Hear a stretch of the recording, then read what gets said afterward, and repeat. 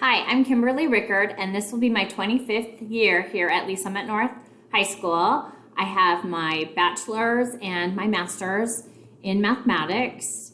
This summer, I spent pretty much the entire summer working on stuff for the coming year, so I am ready to go hybrid, virtual, or face-to-face. So whatever happens, I'm ready. I did spend a little bit of time with my daughter also. We went walking at the Burr Oaks Nature Center, and I've taught her how to play the piano, as well as I've got some scrapbooking caught up, sort of. This year, I'm excited to work with your student. I believe that all kids can learn, and I just don't want them to memorize the formula. I want to have them learn to think and understand the derivation of the formula and why something works. Schoology has been an integral part of my courses the last several years.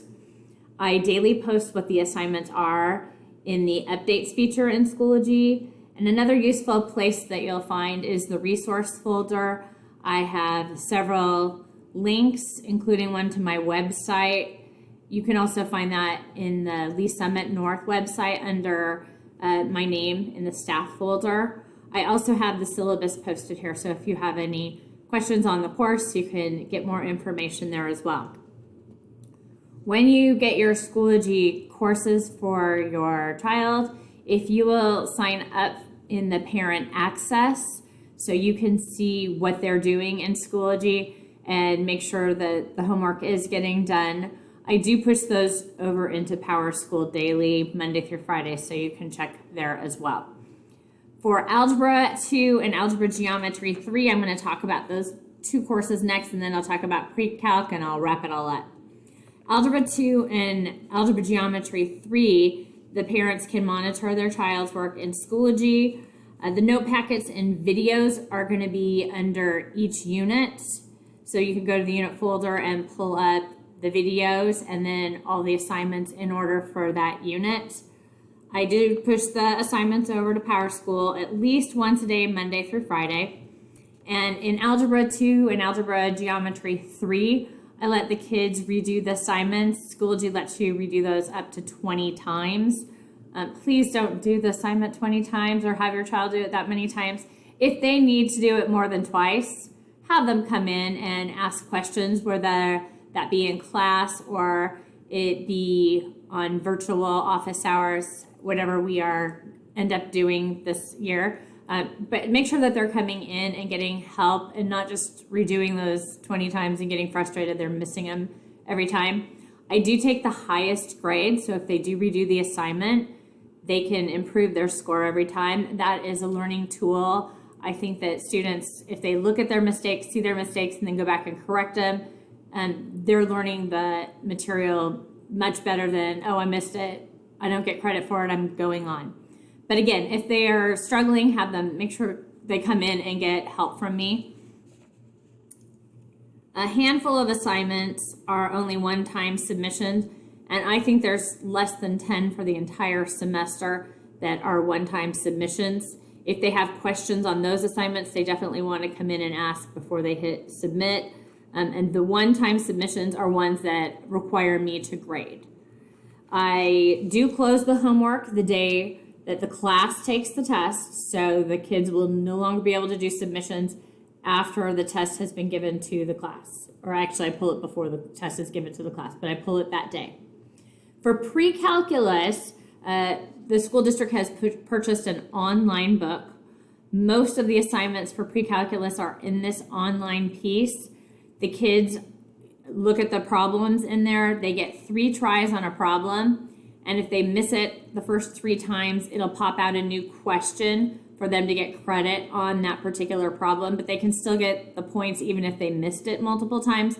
They just have to do a different problem. And again, if they're having trouble on any of those, they shouldn't keep redoing a problem over and over and over and get frustrated. Have them come in and get help in class or office hours, wherever we are at in the semester. They can also share their login. It's on Pearson's, and it's mymathlab.com. but they can share their login information so you can see if they've done the homework and how they're coming along on it and if they're keeping up. I do not push those into PowerSchool until the day of the test. So you will not see the homework in PowerSchool or Schoology until we take the test. So it's kind of a 2, maybe 3 week delay before the homework assignments for pre-calc get in, but they can continue working on those assignments till the day of the test. So they just need to make sure that they are keeping up with everything. I end up having multiple kids with 100% in homework. I even give some optional assignments. So a lot of times kids end up with over 100% in homework and pre-calc. So if they're telling you their homework rate is low, it's their own fault because they can get help on that homework and they can redo the homework. And there's even usually an optional one here or there to get some extra credit. The program also shows them a similar problem if they get stuck. In Schoology, I will be posting the daily videos for the notes so they can watch the notes and then they'll go to the website to do their assignment. For all courses now, the supplies that the kids need for class is they really, really need to get a stylus. It doesn't have to be an expensive one, but just as long as it works on their Chromebooks.